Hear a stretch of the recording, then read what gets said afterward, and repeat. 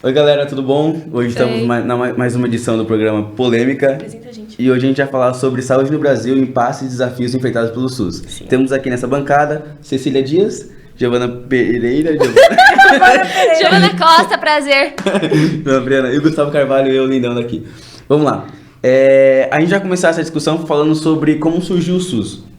Certo? Não faz sentido isso. A gente tem que dar onde foi o marco inicial do SUS? Pra contextualizar. Né? Isso, exato. O marco inicial do SUS foi na Constituição de 88 e que tinha como conceito principal saúde é direito para todos e dever do Estado.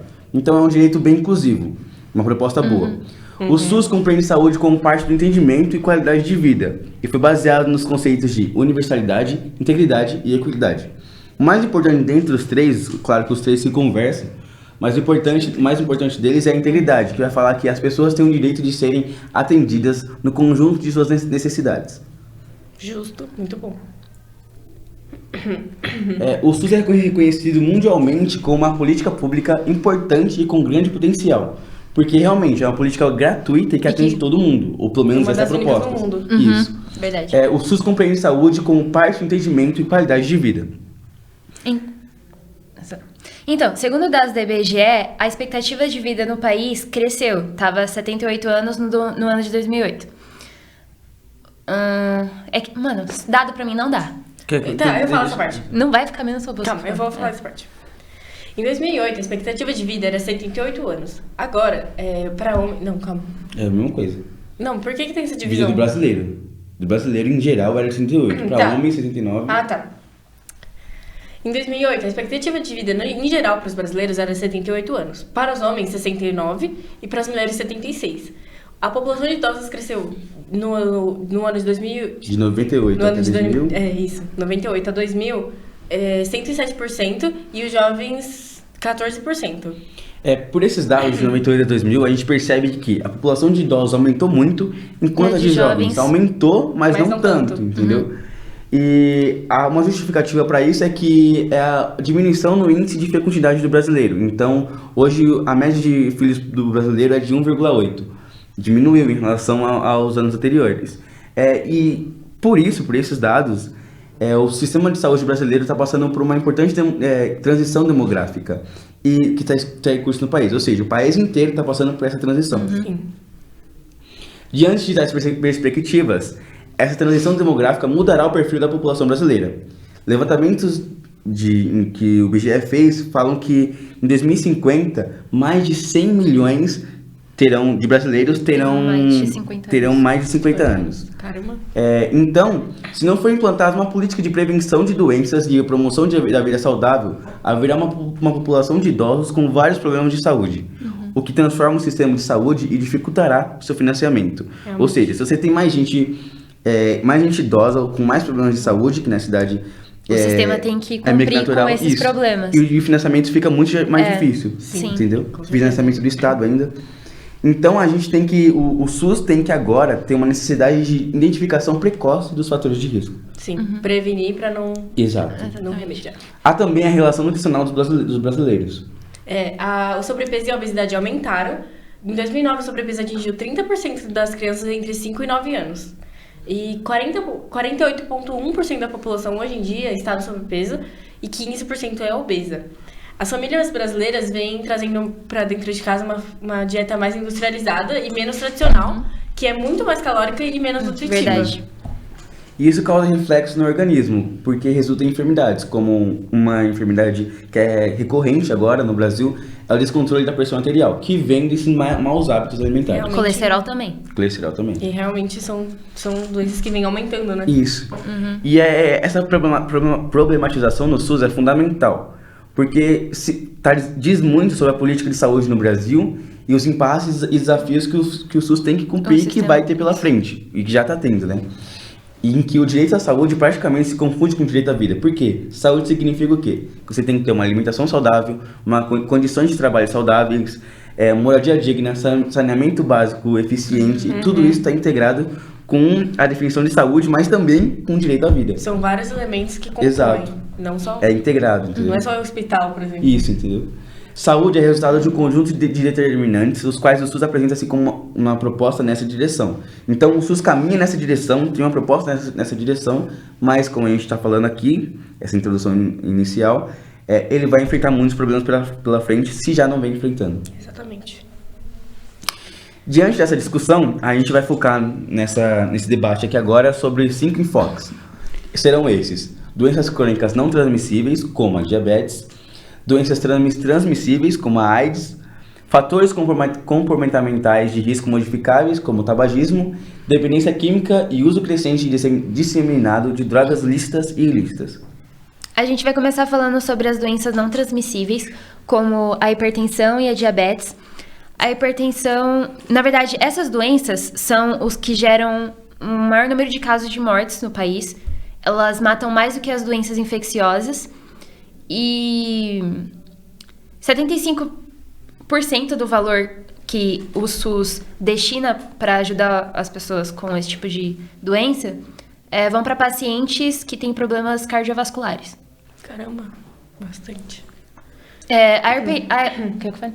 Fala da diabetes. A hipertensão atinge 23,3% dos brasileiros e só uma parcela tem ciência do diagnóstico. E apenas 13%, 19% conseguem ter o controle sobre a pressão arterial. Bom, sobre a diabetes, a estimativa é de 11 milhões de portadores, sendo que somente 7,5 milhões têm ciência e se tratam adequadamente. O câncer é o grande motivo do óbito no Brasil e no mundo, sendo o mais incidente o câncer de pele. Nos homens, os mais comuns são o câncer de próstata, pulmão, estômago, colo e reto. E nas mulheres, câncer de mama, colo de útero, colo e reto também, e pulmão. Os tipos de neoplasias malignas constituem a segunda maior causa de morte da população. Muitas mortes por causa disso. Segunda. Aí, sem ser as doenças não transmissíveis, tem as doenças transmissíveis também, que é um caso que o SUS se preocupa em controlar, como a síndrome da imunodeficiência adquirida, mais conhecida como AIDS. A epidemia, ela vem diminuindo no decorrer dos anos e agora ela oscila em torno de 20 casos por 100 mil habitantes. E desde 2009, a maior parte da transmissão do vírus ocorreu por via heterossexual. Caramba. Em 1989, a razão era de 6 casos de AIDS no sexo masculino para um caso no sexo feminino. Em 2009, chegou a 1,6 casos de homens para um caso em mulheres. Nossa, baixou bastante dos homens, né? Com o tempo. Então, a política de redução da transmissão dos vírus HIV teve que também ter um controle da forma de transmissão vertical, que é da mãe para o filho. E foi uma política que teve um bom desempenho por conta da diminuição do número de crianças infectadas. Também a tuberculose ainda é um dos principais problemas de saúde pública no Brasil, exigindo esforços para acelerar a diminuição de sua ocorrência. É um grande número de casos de mortes também por tuberculose. E também, segundo o Ministério da Saúde, o crack poderá tirar a vida de pelo menos 25 mil jovens por ano. A média de idade do início do uso é de 13 anos apenas. E outro grave problema de saúde pública é a dependência do álcool e o consumo e o abuso dele mesmo, que vem aumentando em todos os setores da sociedade.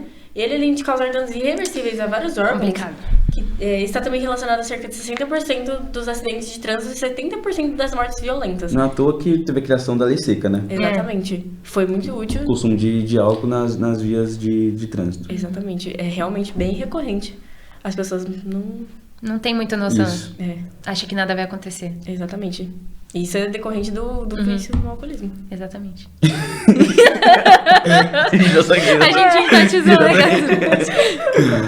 Bom, o processo de saúde pública decorre de vários aspectos sociais, ambientais, biológicos, econômicos, políticos, vários mesmo.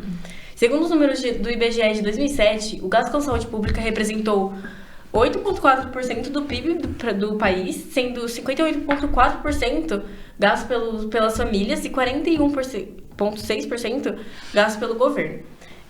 Segundo o IBGE também, em países ricos, 70% dos gastos nesse sentido são cobertos pelo governo e 30% pelas famílias. Em 2009, no Brasil, foi gasto pelo governo 47% apenas, sendo os outros 53% de recursos privados. A maioria no recurso privado. E a maioria da população não consegue pagar pelos tratamentos. O tratamento de câncer é muito caro. E... Enfim. E ainda assim, essa nossa política é bem rara. É muito boa comparada aos outros países. Mas ainda assim tem alguns impasses que o sistema universal... É o sistema do Brasil, o SUS não consegue cumprir, né? É que mesmo com esses dados, a gente vê que o nosso é muito bom. É sistema único. Em 2011, o orçamento da União para a Saúde, segundo o Ministério da Saúde, foi de 68,8 bilhões, com somente 12 bilhões tendo sido investidos na saúde básica, como no Estratégia de Saúde da Família. Não conhecia.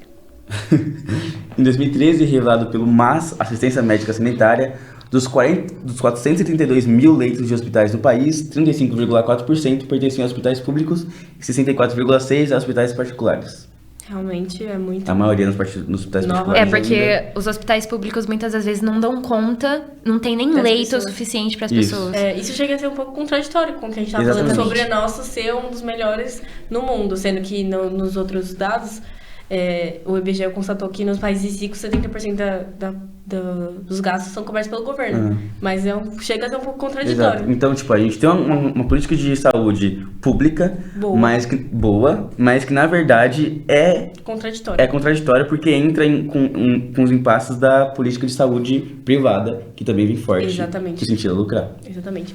E é estimado pelo Ministério da Saúde que o Programa Saúde e Família tem atingido até 2013 100 milhões de brasileiros. O país reduziu em mais de 70% a mortalidade infantil nos últimos 30 anos. Alcançou uma das maiores coberturas de vacinação de gestantes, idosos e crianças no mundo também. E a transmissão de cólera foi interrompida em 2005. A paralisia infantil e o sarampo foram eliminados em 2007. E constatou-se numa pesquisa também que o SAMU atende mais da metade da população brasileira, diminuindo os atendimentos de procura na urgência.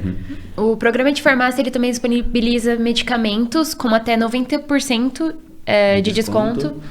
E em 2011 criou-se a possibilidade de adquirir remédios com zero gastos. O que é muito bom. Também a equipe de saúde e família e distribuição gratuita de medicamentos são os serviços mais bem avaliados pelo IPEA, que é o Instituto de Pesquisa. E... É isso. O SUS avança, é uma instituição de política pública, de saúde pública, né? Boa, única no mundo, mas que enfrenta esses impasses que a gente está colocando aqui. Esse debate é muito válido, diz muito sobre a realidade do brasileiro. Mas também não deixamos de dar o crédito ao SUS. Exatamente. O SUS é uma boa As campanhas de vacinação, o controle da maioria de alguns vírus, de doenças que não tem muitos casos. Sim, agora. A gente é um dos únicos países que tem esse tipo de programa. Então, é importante a gente dar valor, mas é também importante a gente reconhecer que dentro do nosso país há contradição e esse sistema não é perfeito. E é importante mostrar esses dados todos, que não foram poucos, para a população, porque a gente tem conhecimento também. A gente adquire conhecimento, porque muita gente não sabe da maioria das coisas que foi falado aqui. Essa aqui é a nossa proposta no programa Polêmica. A gente fica por aqui. Tchau. Tchau. Você é louco. Nossa, agora ficou bom.